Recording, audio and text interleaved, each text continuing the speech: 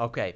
Good evening, everyone. We are actually coming out of executive session, so I'm going to make a motion to return to public session. The time is 6:14 p.m. on Thursday, September 8th. Is there a second?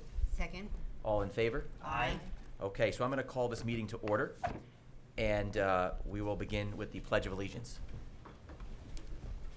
I pledge allegiance to the flag of the United States of America and to the republic for which it stands, one nation, under God, indivisible, with liberty and justice for all. Thank you. We'll begin tonight's meeting with public comment. Just as a reminder, those who are here for the public hearing, you can reserve your public comment for the public hearing, so it's on the record. But if there's any public comment outside of tonight's public hearing, either feel free to come up to the podium, or we can let you in on Zoom. So Sage, I'm not sure if anyone's raising their hand. We do have Christine Whitaker signed up for public Okay. comment. I think she just left. Okay. No one yet. Okay, thank you. If there's no additional hands or no one for public comment, we'll keep on moving in tonight's meeting. So I'd like, Christine, oh, there's she's in the Christine, back. okay. Right, Christine. Christine. Thank you. Yep. Christine, you have to go to this mic here. No. It's too public. Christine Whitaker. I just wanted to bring up two things. There was a letter in the press a couple weeks ago from the woman who was head of the CAC in Watermill about a party that, in Watermill, I don't remember the road, but it became clear that only code enforcement officers are the ones that can abate something like that, a party, or, police can show up. But I wondered, obviously it must be the same in the village, and I wondered if there was any thought. I noticed on resolution number 9 that you've got two trainees. You've got two trainees for, code enforcement. And I was just wondering if there was any thought, because really it's at night on the weekend that where there's noise. So, it used to be that there was always an hour decades ago, but it would seem to me that that's when you need somebody. Anyway, and the second thing was that I came across something that bike lanes in New York State, that they allow electric bikes in bike lanes. So I was wondering, on some of these narrow streets where you might be considering putting bike lanes, if you'd taken that into consideration. Because electric bikes would also lend itself to skateboarding and that kind of thing. So that's all. Thank you, Christine. Thank you, Christine. One thing that I would add is that we are going to be making some announcements thanks to our Board of Trustees and with the help of everybody here, and in particular Trustee Resta and Trustee Manger. We're going to be rolling out a increased plan for code enforcement, and we've got, as you can see here on Resolution 9, we've got two part-time individuals, and this is going to be a nighttime code enforcement operation as well. So we're going to be shortly rolling this out, and we'll make a further announcement later, but we're very excited about this, and this is going to be very good for the village. So appreciate you bringing that up. It's a great point. So thank you, Christine. If there's no additional public comment, we'll move forward to the next portion of our meeting, and that is the Employee of the Month. So the Employee of the Month this month is Jada Gant, who is an office assistant in Village Hall, and also just wanted to thank Kathy Sweeney, our village clerk, for preparing this for me. If she'd like to say additional words, we'd love to have Kathy speak, but this really encompasses Jada, who has done such a phenomenal job. I'm not sure if Jada is here right now, but here's just a few of many outstanding points to highlight. Jada has represented herself in such a poised, professional, and pleasant manner throughout our year together. From day one, we all have had a wonderful connection and complement one another while working on a myriad of projects. To the benefit of our team, Jada has demonstrated clarity, attention to detail, and a willingness to jump in on any project. Our operation tempo has been very high this past year. Our colleagues have had several office relocations, numerous office moves where Jada was assisting with organizing and streamlining voluminous amounts of paperwork. This has been a critical asset since oftentimes these tasks are set aside with the hopes of getting them on a rainy day. Jada is our ray of sunshine, completing many of these rainy day tasks to make day-to-day workload run more efficiently. Orchestrating meeting agendas, Jada has been a key member in the generation of our 2022 Village of Southampton meeting calendar, a special project Jada and I have worked on together. This is, again, thoughts from Kathy, and I can tell you, Jada, this meeting calendar has been very helpful. Very, thank you. Our village governed 9 meetings per month and is a critical part of our daily operations with the village. Facilitating minutes for our Board of Trustees meetings, Jada composed and compiled the minutes for 20 of our Board of Trustee meetings, which is a very tedious yet very important role in which our village residents refer to the finalized minutes as a tool regarding the civic happenings within the village. Again, a really big lift that Jada has done. Collaborating with our village election team, Jada maintained a well-organized absentee ballot process by conducting daily audits, filling daily FOIL requests, and maintaining communication with our NICOM council to ensure the team was in compliance. Jada is exceptional. Hoping this will provide insight and application for all the hard work Jada has provided, and we are grateful to have her on our team. Please stay connected with us and let us know how we can continue to extend Jada's time with us. So again, this is a recommendation from Kathy Sweeney, village clerk, but I can certainly second this. Jada has been outstanding. She has brought a positive attitude to Village Hall, and she just, again, has been absolutely exceptional, and we're very happy to have her as part of our Village Hall team. And so I wanted to thank her for her commitment and time to the village. So thank you again. We can keep moving tonight. We will have our first public hearing. So I'll make a motion to open the public hearing regarding local law 13-2022, the proposal to amend the Village Code, Chapter 110-43, Schedule L, stopping, standing, and parking restrictions. Is there a second? Second. All in favor? Aye. So first I'll turn this over to Ken Gray, our village attorney. He can just update this as to what this is, and then I will open this up to public comment. Hold on a second. Yes, Mr. Mayor, how are you? Good, Ken. So if you just can just update us as to what this public hearing is about and what the amendments are in our village code, just so the public could get Sure. updated. So this has to do with Pulaski Avenue, both sides of the road. Currently, from Elm Street west to Maple Street, it's limited to 2-hour parking from 6 a.m. to midnight. And then from Elm Street to Maple Street, it's no parking midnight to 6 a.m. This is altering that a little bit so that the limited 2-hour parking from the location is only 6 a.m. to 6 p.m. And then it goes to no standing, no stopping, no parking from 6 p.m. to 6 a.m.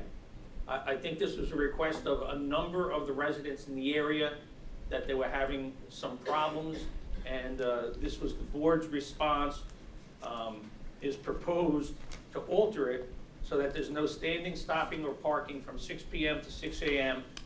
on Pulaski Avenue from Elm Street west to Maple Street. Thank you, Ken. Are there any comments from the board before we go to public comment from the members of the audience? No. Okay, so we'll open this up to public comment from the residents.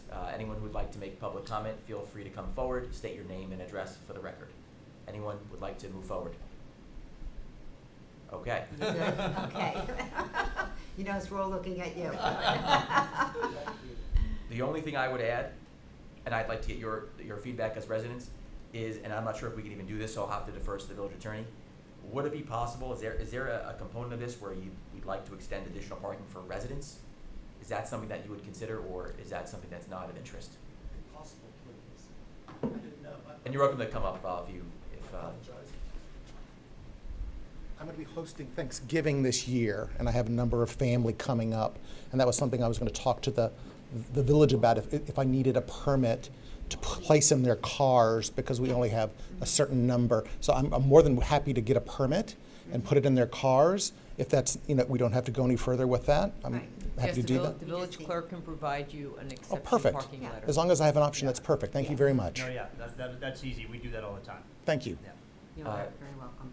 that's a good thing. Again, I was just maybe thinking, again, for me, it's six of one, half dozen of another, but I thought it could be nice to even consider residents here in case that, you know, have a resident parking exception, the way obviously a resident's going to park on our beaches, for example. Is that something that anyone would be willing to consider? And Ken, is that something that could be added in here? Well, I'm just curious, since we have some of the residents here, I mean, is there a problem with you parking on your property in your driveway? Is there an issue there where you need to have on-street parking? Because we usually try to discourage on-street parking. Currently, we don't have a problem. My neighbors all park on their own properties because of the parking rules, and we all have enough space currently as it is. So as long as we have that option to come and, you know, and ask for resident or family parking, I think that's that marries well, but, you know. Make the enforcement more difficult. I mean, Yeah. Yeah. if it's black or white, there's a car there, it shouldn't be there, but all of a sudden now we're gonna be like, well, is it a resident, is it not a resident, and it becomes more difficult to enforce Well, visually. Yeah, and also it's a narrow street, and you know, obviously we need room for emergency vehicles, especially fire trucks, to be able to maneuver there, you know, if there were to be a fire. So I think usually it's better to have cars not on street parking, but actually on people's properties in their driveways. That's what we do. Yeah, no, that's great, that's good. Okay. Fine, but I just brought this up. One resident brought this to my attention and had expressed some concerns. Again, this is a resident parking, so that's, again, wanted to bring that up. But I'm fine. I Okay. can, if anyone, Yeah. does anyone have any other comments? No, as long as they seem to be happy in the front row there, so. Okay. All right, I'll make a motion to close the public hearing. Is there a second? Second. All in favor? Aye. All right, our next is communications to the board. We have Jay Deasing, a correspondent regarding telephone pole removal. Yes, this is, was received as the written comment period for the comprehensive plan. Mr. Deasing said, though through the master plan, the village should create a telephone pole removal program, particularly for, I'm bringing my microphone up, particularly for the business and historic districts. Almost nothing detracts more from the ambiance of our village than these unsightly poles, wires, and transformers, and they are dangerous. Remember the 4th of July fireworks on Job's Lane when balloons and transformers collided, causing a fire and explosion. A plan should be created to remove them over the next 10 years during paving, sewer, and/or sidewalk upgrades. Instead, the utilities are simply installing larger poles with more transformers.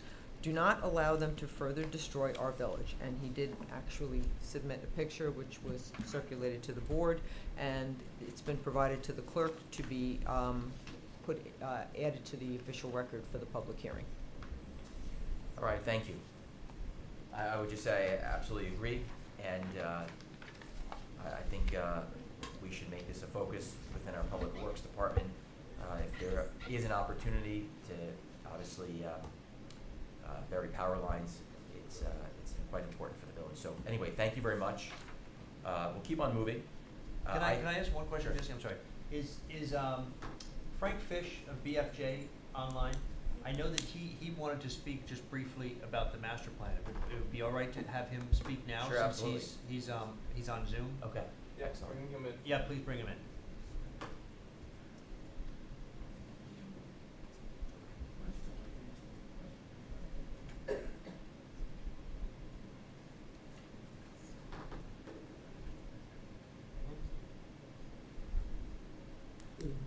Good evening, can you hear me all right? Yes, Frank, Yes. thank you Hi, very Frank. much. Great, okay.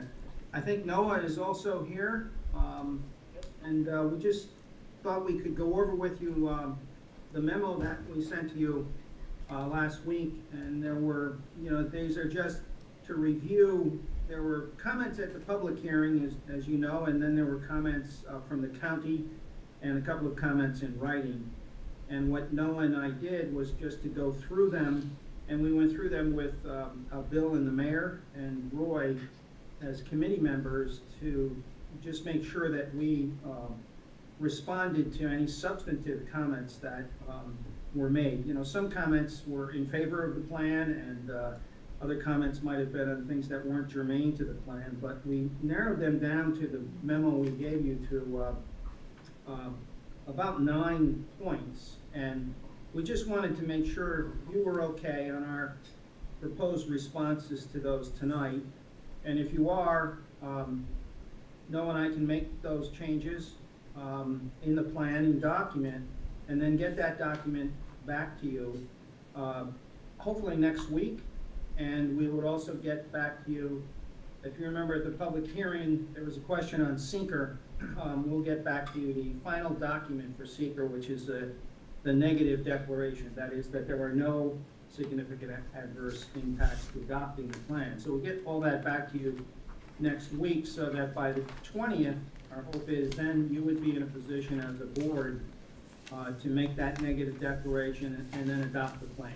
So that's the sort of anticipation. But we need to make sure that you were okay on the memo, and I can just highlight that really quickly if you want. Yeah, On the please, memo, please the do, first Frank, I think that would be item helpful. Oh, sorry? Yes, please do. Okay. The first item was on County Route 39, and there was a speaker who really wanted to make sure that the village was involved in that. The mayor responded to that, saying the village was involved, but we strengthened the word that the village supports a county study of County Route 39 in terms of traffic and improving traffic on it. So that's the real first comment.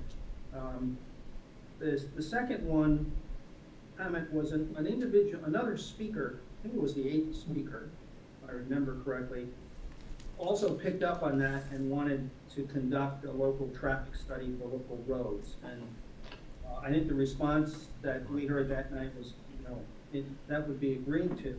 So we put some language in the plan basically saying that. It doesn't commit you to do it at any particular moment, but it does indicate that that should also be done. And then the third one, was a woman got up, I think she might have been the second or third speaker, and said that she went on to describe the art student league in Manhattan, how she felt that was such an important arts group, and that it could be very, very, an addition to Southampton if it were pursued. And we put that in the plan on page 65. We've already got a section in the plan, as you all know, on the creation of an overlay district for arts and culture downtown on Jobs and Hill Street. So we put that language in. And then the fourth comment was a person got up at the public hearing and said, well, what happens to the committee after the plan is finished? So we put in the plan that, one, the plan should be adopted, not adopted, but updated, every 10 years. And then that on a yearly basis, if you wish, the trustees could ask the committee to just be a reminder to the trustees as how they're doing on the plan. That's up to you, or you could also assign that to like the planning department or your planner. But the question was, what happens to the committee after the plan is done? So we put that in, saying, well, one function of the committee over time could be that it, reports back to you yearly, which we thought it was a very good comment. The fifth comment, there was a series of comments made by Evelyn Conrad, but one of them was very specific about Meadow Lane. She felt it was overbuilt, and so we put a suggestion here on Meadow Lane that two future ways of controlling it are first to strengthen the tidal wetland and beach overlay district and flood hazard areas, so that we make sure that things that are in the FEMA measurements are not included in lot count. You could do that through the subdivision ordinance, or perhaps what is simpler, the second option, is to rezone the R80 portions to R120. So we put those two options in the plan, just giving you the flexibility in the future to respond, if you wish, on Meadow Lane.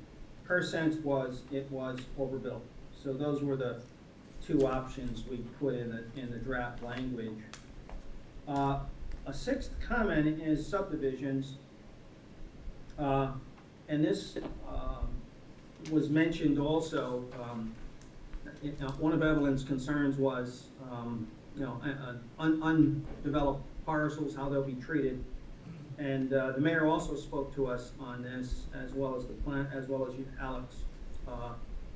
And we thought on subdivisions, we already have a section on subdivisions in the plan, and state law allows you as a board to authorize your planning board to mandate what's called a cluster subdivision. We sometimes call it an open space subdivision. It allows the planning board to say, all right, you have to preserve certain open space on this site. And if you give them that authority, and that's done on a site-by-site basis, but you can give it to them, and then they can mandate what we call a cluster subdivision, or many people call it an open space subdivision. Or also there's the ability for you to simply address this issue by excluding environmentally sensitive lands from the lot count in the subdivision ordinance. So there's two things there as a response for you to consider in the future that we put into the text.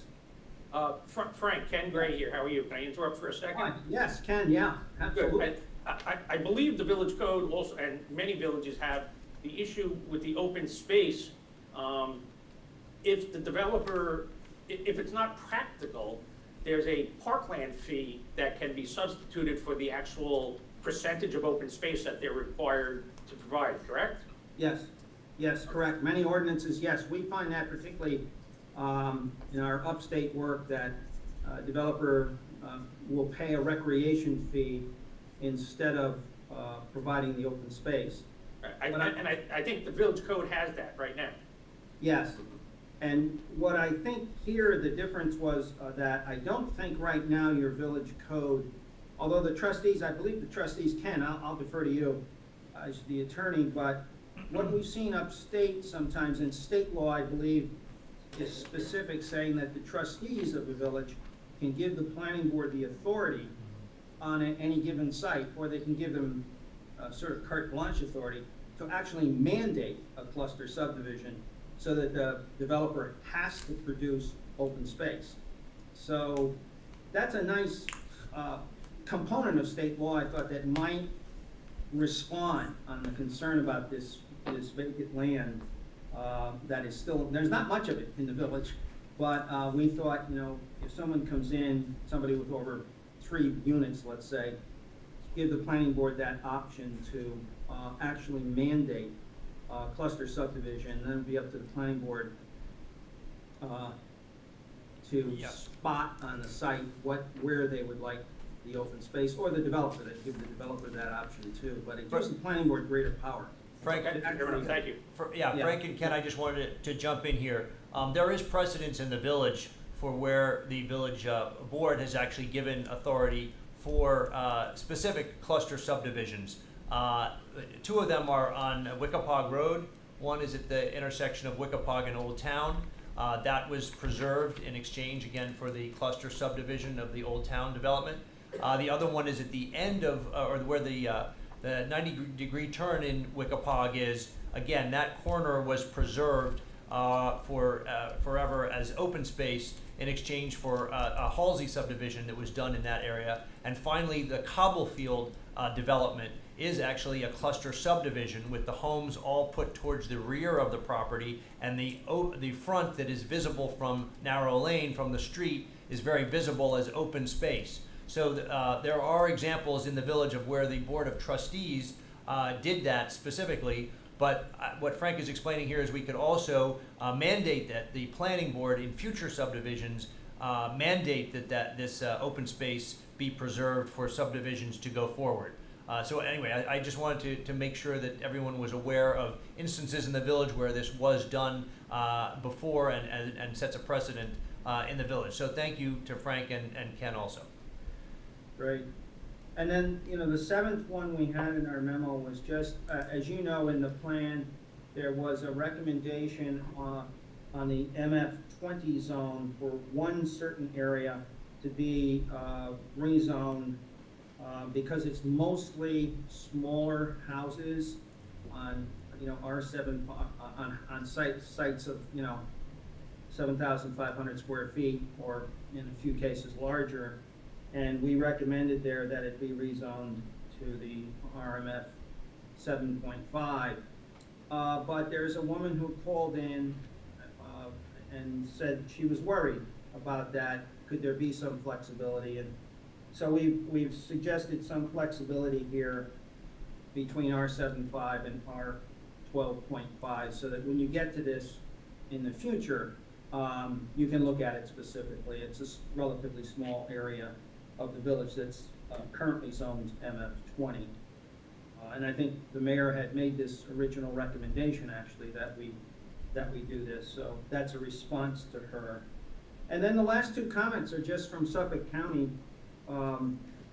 They wanted to include guidance on the micro-mobility vehicles. So we mentioned that on page 65. We already have a section, as you know, on bikes, and we mentioned the micro-mobility options could be addressed. We don't say that you have to provide anything, but we say you ought to look at that. It's on page 65. And then the other comment from the county was regarding renewable energy. And the county has their own guidelines on that, and we said, we ought to put that in. It's their guidelines, some good things that the village could do. And basically, those are the 9 comments that, going through this with the committee members of your board, with the mayor and with Bill and Roy, that's what we felt would be the response to the public hearing and to the county's comments. If you are okay on these, we have languages that we sent you that we can then incorporate into a revised plan and get it to you next week.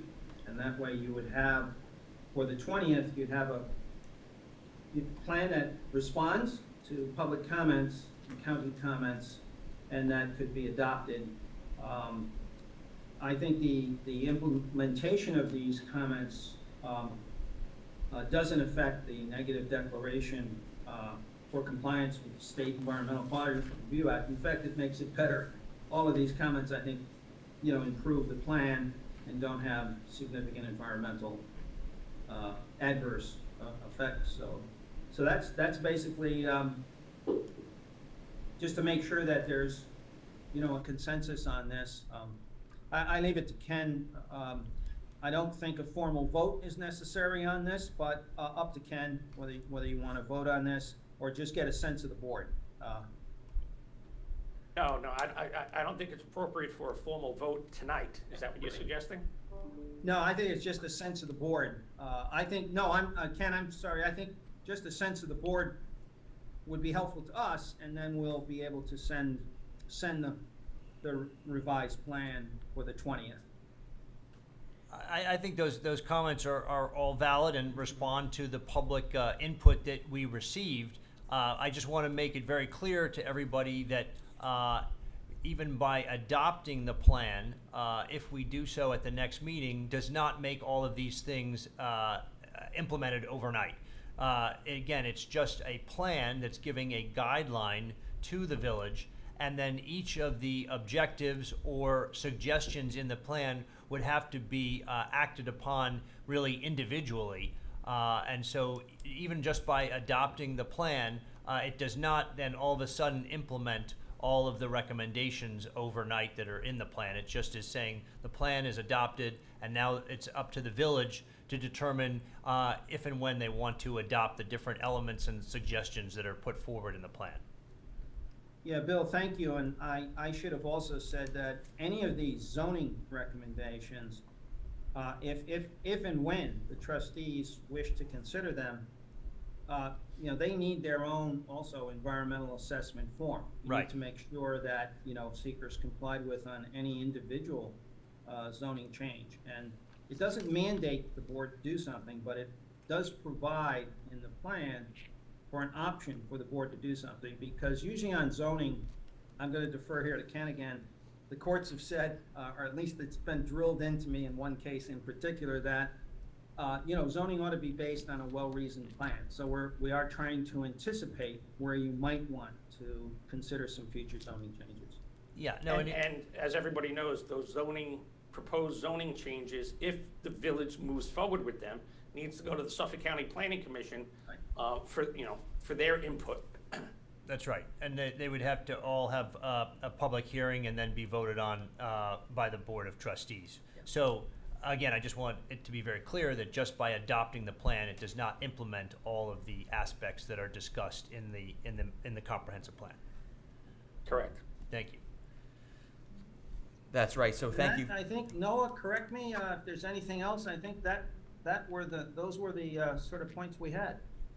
Yeah, I think you had it. I know that Alex is just giving the document a once over to make sure we, address, I don't know if there are typos, but, any loose ends, things that are non-substantive, I think that would also be picked up. There aren't things that we would need to talk about in this meeting, but certainly we'll make sure that the document is polished before we send it back. Thank you, Noah. Thank you, Noah. Right. So, Mayor, I think we could turn it back to you, and just if there's, if we can get some sense from you, and if we be able to go forward next week, just adopt these into the plan for your consideration on the 20th. All right, thank you, Frank. I think that's good. I think it's, I think we did a nice job incorporating all of the public comments into the master plan, which is exactly why we had that final public hearing. And again, to echo what you and Trustee Manger said, again, just because this is in the master plan, that does not constitute a change in zoning. That would require a public hearing, EIS and SECRA, and that would be an additional step. So this is just a roadmap moving forward. Again, as evidenced in the 1999 master plan, there was a 2005 zoning code change that actually did not at all reflect the master plan. So it just goes to show you that the master plan is not the zoning code. It is just a roadmap, hopefully, for it. The only other question I have for you would be, you mentioned there was a resident who expressed some concern about the MF 20 zone. Could you just explain that a little bit further? I know we brought this up. One thing I did want the master plan to look at was both workforce housing and also multifamily housing. And one concern that I had was that you'd see certain zones that were zoned multifamily, or certain homes that were multifamily slowly but steadily get converted to single-family homes. So the Village of Southampton has lost several two-family and three-family homes, which were very valuable to working people, and we've lost that. So my only concern is that maybe the master plan doesn't go as far as to address that lost inventory. We did speak about the Hampton Road Office District, but could you just, on a separate note, I'm just curious about the concern that one resident had. Yeah, I think that, by the way, I've heard this concern from Bill Manger, and so Bill, you may have a better feel for that, but I think one owner in the zone expressed just a fear that I guess she owns a single-family home, and single-family homes are allowed, so it isn't going to affect her, but that there might be that type of size, the 7,500 square foot size, might instill more development of multifamily houses around her. Now, in essence, that's the very zone where we want to kind of encourage. Most of the houses, they can't meet the requirements of the MF20. So it makes much more sense to rezone that to the lower lot size. But to respond to her, we just said, maybe we should give the trustees, maybe we should just mention in this, the ability of the trustees to look at both lower lot sizes in your code, and that's R7.5 and R12.5, and let you make a decision later, so that we don't box you in other words, to one option. And I think that was our response to her. Thank you. Frank, if I can add to that. Yes, go ahead, Noah. I think in the document we provide, the MF20 district is fairly small. I'm going to guess maybe 30 or so lots. And we provided a map which shows average parcel size for those areas. And what we found was the lots were much smaller than 20,000 square feet, which is the minimum lot size for the MF20. And so we saw that, we thought 7.5, meaning 7,500 square foot minimum lot size was appropriate, because there really is a mix between, not all parcels are the same size. It goes from 7,500 or less to, 13, 14, 15,000 square feet. What we didn't want to do was, make all of the lots non-conforming. We wanted to make more of them conforming, such that if they were to redevelop now, they would be forced to convert to single family. We want to make sure that we retain the character of that community. So we thought 7,500 was appropriate, but maybe also you might look at a slightly larger parcel size, when you get into the details.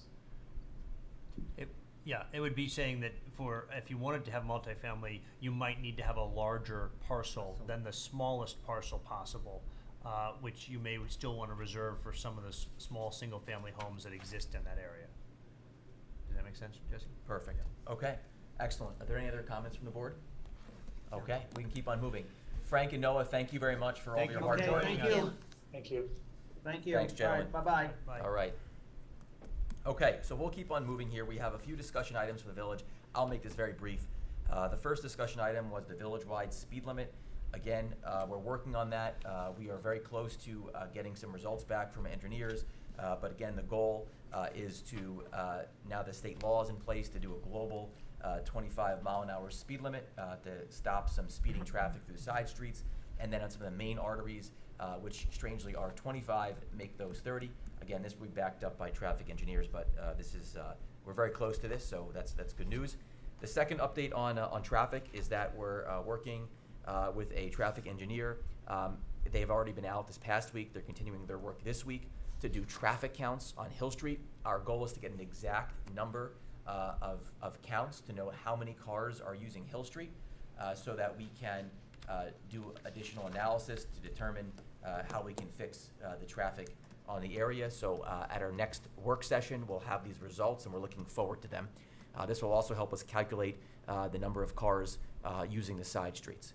So again, I think we're doing a good job on that front, and we'll have a resolution backing up additional study on Hill Street, and that goes hand in hand with our VHB study.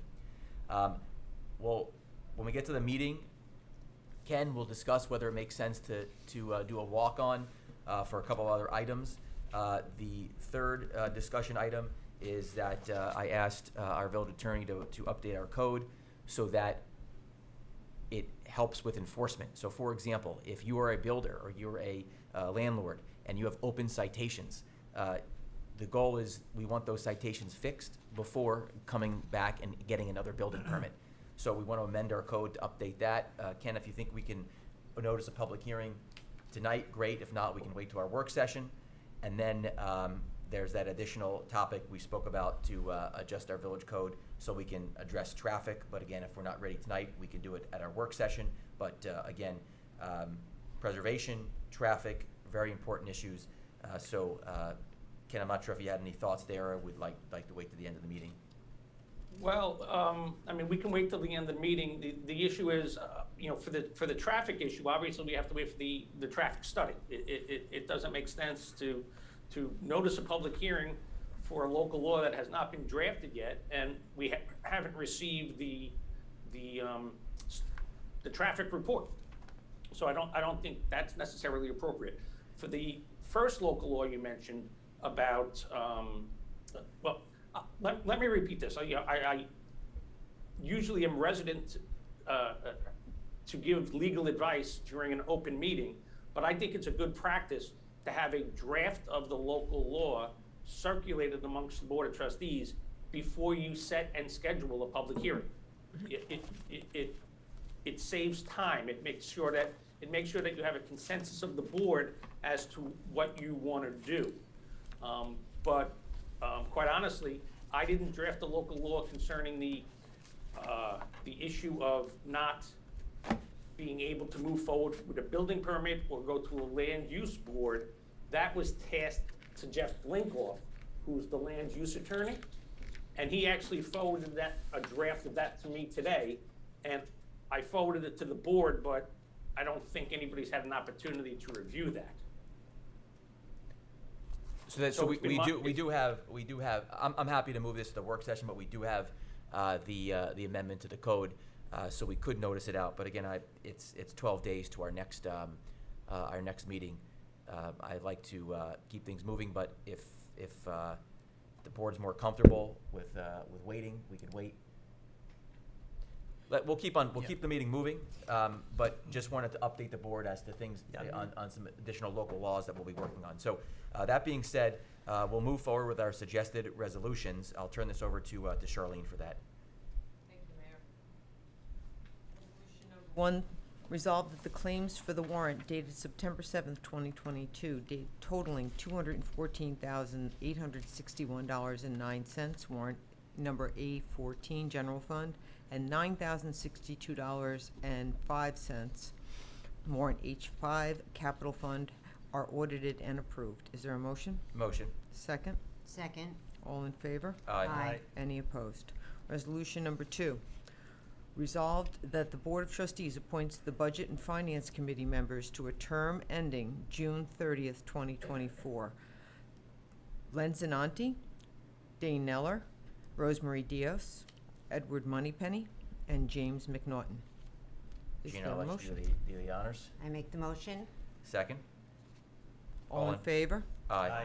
And I'd just like to comment, please. I wanted to thank the mayor for allowing me the opportunity to recommend on his behalf the reappointment of this advisory committee that has been essential to the efficiency, the operation of this village. And because I work with them day in and day out, and I do appreciate their volunteer service to this village. And I'd just like to remind everyone that together with our village administrator, Charlene Cagle-Betts, they were very instrumental in lowering our taxes, the budget before this budget and this past budget, to keep the taxes flat. So I'm honored that the mayor allows me the opportunity to present this mayoral resolution to reappoint the Budget and Finance Committee. Thank you. All right, thank you very much. We'll appreciate it, and thank you to the Budget and Finance Committee. So we'll move on to Resolution 3. Resolution number 3, resolved that the Board of Trustees of the Incorporated Village of Southampton hereby approves Local Law 13-2022, the proposal to amend the Village Code, Chapter 110-43, Schedule L, stopping, standing, and parking restrictions for Pulaski Avenue. Motion. Is there a motion? Second. All in favor? Aye. Any opposed? Resolution number 4, resolved that the Board of Trustees of the Incorporated Village authorizes the village administrator to publish a notice of public hearing to be held on Tuesday, September 20th, 2022 at 6 p.m. as a hybrid in-person/Zoom meeting regarding Local Law 15-2022, the proposal to amend Village Code Chapter Section A119-2 for fees. Is there a motion? Motion. Second? Second, discussion. This is to help the building department to be able to record accurate fees for construction that is going on in the village. Right now, as you may know, the way we calculate the fees is based on the estimated price of construction. It seems that there are some projects going on in the village where the final price is quite different from what was the estimated price. In the cases where obviously the cost of construction is more than what was estimated, the village is missing out on those fees that we could charge for the difference in estimated versus actual. Mm-hmm. This local law, if adopted, would allow the village to go back after construction is completed and before the certificate of occupancy is awarded, and be able to get the actual price of construction, and if there was a variance from the estimated, we would be able to, again, have the building department charge them for the difference in the fees from, again, estimated to actual. Thank you very much. I think this also helps because there's been a lot of inflation, so prices might change start to finish, so this might actually allow us to capture the Exactly. cost of inflation. How So- are the actual costs certified? How do you find out what they are? So this local law asks that the builder sign an affidavit as to what the final actual cost of construction was. Okay. So on the motion, all in Aye. favor? Aye. Any opposed?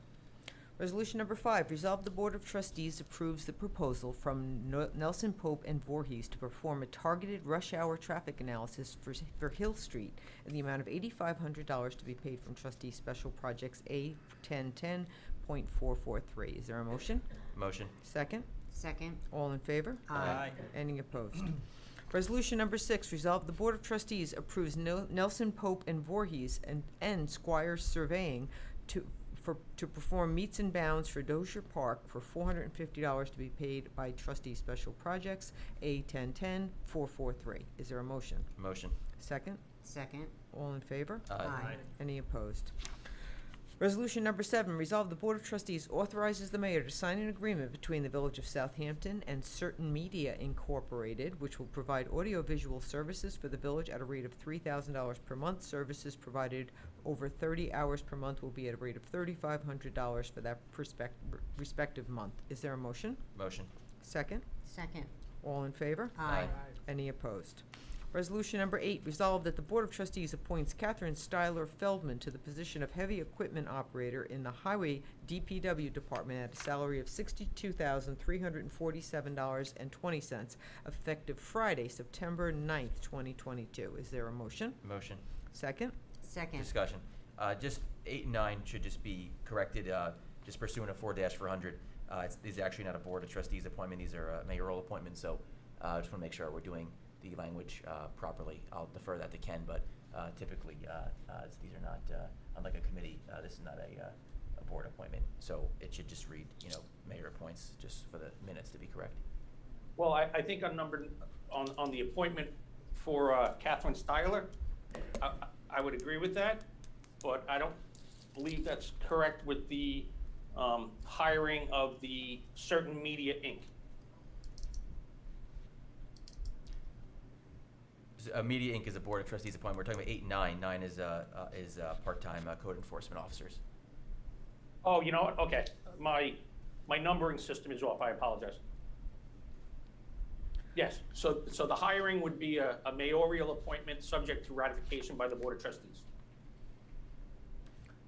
So we should just revise the resolution, which All right, so we would revise the resolution. The resolution would be amended to read that the mayor appoints and the Board of Trustees approves Catherine Styler Feldman to the position of Heavy Equipment Operator in the Highway DPW Department at a salary of $62,347, effective September 9th, 2022. On the amendment, do we have a motion? motion. Second? Second. All in favor? Aye. And on the resolution, do we have a motion? I'll make the A motion on the amended resolution. Motion. Second. All in favor? Aye. Resolution number 9, we're going to amend as follows. Resolved that the mayor appoints and the Board of Trustees approve Rovit Morales and Donna Bennett to the positions of part-time code enforcement trainees in the building department at a rate of $22 per hour, effective August 29th, 2022. On the amendment, is there a motion? Motion. Second? Second. All in favor? Aye. And on the resolution, is there a motion? Motion. Second? Second. All in favor? Aye. Any opposed? Resolution number 10, the Board of Trustees accepts the letter of resignation from Jacqueline Allen, Office Assistant, effective September 1st, 2022. Is there a motion? Motion. Second? Second. All in favor? Aye. Any opposed? Resolution number 11, resolve the Board of Trustees approves a written request submitted by Mike Lieberman from the Southampton Village Ocean Rescue to volunteer as lifeguards for the Surfers Healing event on Tuesday, September 13th, 2022, from 9 a.m. to 3 p.m. at Ponquag Beach. Is there a motion? Motion. Second? Second. All in favor? Aye. Any opposed? Resolution number 12, resolved that the Board of Trustees approves the Southampton Intermediate School to host an 8th grade kickball tournament on the baseball field on Friday, September 23rd, 2022, from 10 a.m. to 2 p.m. at Flying Point Park Downs Field. Is there a motion? Motion. Second? Second. All in favor? Aye. Any opposed? Thank you, Charlene. Appreciate the resolutions. We'll move forward to comments from board members. We'll start with Deputy Mayor Resta. Thank you, Mr. Mayor. First, I'd like to congratulate Jada on Employee of the Month. She always has a smile, and she has a wonderful demeanor. She walks up and down the hallway, and she's just was always so steady in what she was doing, and he gave her a task and she did it with a smile always, and a great job, Jada. It was great having you here for the summer, and hope to see you soon. I'd also like to Gary Gillespie, who has been our DPW superintendent these past years and has worked for the village for almost 37 years now, is going into the next stage of his life. He's retiring, so his last day of work here is September 15th. So I wanted to thank Gary for his service and his time with the village, and it was a pleasure for me working with him as liaison to the DPW the past 2 years, and it was a pleasure, Gary. And he will be doing consulting work for us in the interim. So we will have some more conversations, Gary. You didn't get rid of me yet. And I just want to wish him all the best in his retirement. Thank you. Thank you, Trustee Aresta. Trustee Brown. Good evening, everyone. I too would like to congratulate Jada, and I also would like to, I appreciate that the board as well as our Village Hall team have all recognized her. And we also want to give a special thanks because she was referred to us from Bonnie Cannon from Bridgehampton Child Center. And it's just agencies like that coming together. You know, it takes a village, and here she's been well received, and her energy and her work has been greatly appreciated. And I'm so glad, and I say congratulations to you. Thank you, Jada. And on the second note, I want to congratulate all of our agencies, our police officers, our fire department, our ambulance. We had a holiday that was pleasant and safe, and that's because you're always on the job, behind the scenes, making sure things are done well and keeping our village safe. And I can speak for myself as well, I'm sure, for the board, thanking you and commending you for doing so. Thank you. Thank you, Trustee Brown. Trustee Manger. Yeah, I would just like to, again, thank everybody in the village, all the work they did, all the employees for a very, very busy summer that we had here in Southampton. I think we did see larger crowds than we have in the past. That's a good thing, but you know, it also is challenging. And we were able to get through it. We had superb weather, which certainly made Cooper's Beach do very well. I did get down to judge the Sandcastle contest last weekend. That was well attended. And I just want to, again, thank all the village employees for their hard and dedicated work over a very long, hot summer. But we got through it, and I want to thank them really for their efforts. On another note, a very sad note, I want to announce the death of one of our members of our land use boards, and that is the death of Peter DeWitt this afternoon, who served on our Architectural Review Board and Board of Historic Preservation. And certainly we want to send condolences to his partner James and all of his friends and the work that he did here on behalf of the village. He will be missed.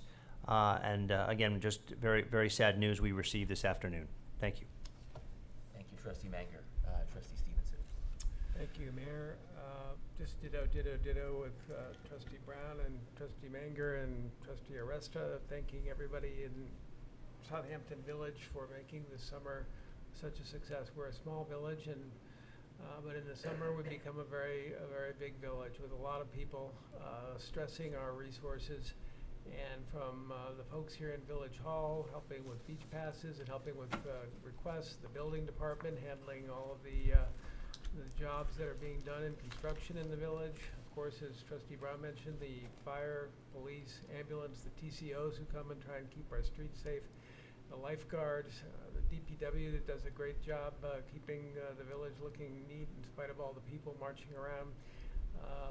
The highway department, I'm sure I'm missing somebody, but I just can't thank everybody enough for the job they do in helping our little village host so many guests and having them appreciate our village so much that they want to keep coming back here. It really is special. Love living here full time. This is, for all of us who are here full time, this now becomes, certainly for most of us, our favorite time, because it's still really nice, and we get to drive down and don't have to worry about the traffic study quite so much. But in any case, I just want to take my hat off to everybody who makes Southampton such a special place. Thank you. Thank you, Trustee Stevenson. And I'll just conclude echoing the remarks of Trustee Manger. This was a devastating surprise to learn of this. We are here for Peter's partner, James, and the village, of course, will be recognizing Peter's passing, and this is a big loss for the village, and just devastating news. And so I know this is also a need for privacy, so I don't want to speak about it any further, but I truly am heartbroken about the news. It's devastating, and it's just something that one would not expect, and just a devastating loss for the village community here. He was an important volunteer, and just a good overall person. And we'll maybe speak about this further at a later date, but just wanted to extend my condolences to his partner, as well as his colleagues and friends across the village. So on a different note, and hard to say anything else at this point, so I'll make it brief here. I just wanted to give the village an update that myself and the acting chief, Hurto, we went in front of the Suffolk County Legislature this week requesting funding either out of the operating or capital budget from the Suffolk County budget for a traffic study, a comprehensive traffic study, essentially from Canoe Place in all the way through Watermill. We're doing everything we can, including the flashing lights, but we're going to implement a pilot program shortly that we think will be very successful. But until we can get the traffic moving on County Road 39, our efforts on Hill Street will not be achieved. So we've got to get those cars moving. We've had a lot of meetings with the county, with the town, with other engineers, and we just made it clear to the Suffolk County Legislature, nicely asked for funding for a comprehensive traffic study, which I think would be a big help, which is what the Commissioner of the Highway Department and Public Works Department is looking for in order to kind of change some of the lights and come up with any type of improvements to County Route 39. Keeping moving here, wanted to congratulate Kat Styler. She is now an employee of the Department of Public Works and the Highway Department. Kat, you may not know, is a heavy equipment operator. We're certainly short-staffed in that regard. She's an outstanding person when it comes to that type of machinery, snow removal, and other things that she can do, such as beach raking. So I think that she'll be an outstanding addition to the Public Works Department. I'm very happy for her and her family, and I'm very happy for the village. And then, with that being said, wanted to welcome Charles Certain. Sage Certain is here tonight doing our videography. Many of the residents will notice the change in our mics, which may be quite clear, but just wanted to welcome the Certain family. And then also wanted to extend my thank yous to Jackie Allen, who steered our building department in the right direction for many years, was an outstanding employee. My message to Jackie is congratulations on your retirement, but also you're always welcome back. The door is open, and you're welcome to join us anytime. And then lastly, but not least, just wanted to thank and congratulate Gary on his retirement. He's dedicated decades to the village, and it was great to get to know him and to work with him. And we're also looking forward to working with him as a consultant moving forward. So with that being said, I'd like to make a motion to adjourn to executive session for the purpose of discussing personnel, legal, and contractual matters. Is there a second? Second. All in favor? Aye. Aye.